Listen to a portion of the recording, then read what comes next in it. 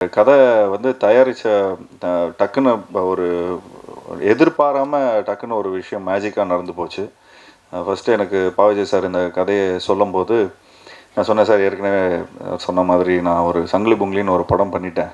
So நம்ப வந்து horror வேண்டாமே சார் அப்படிங்கிற மாரி தான் நான் சொன்னேன்.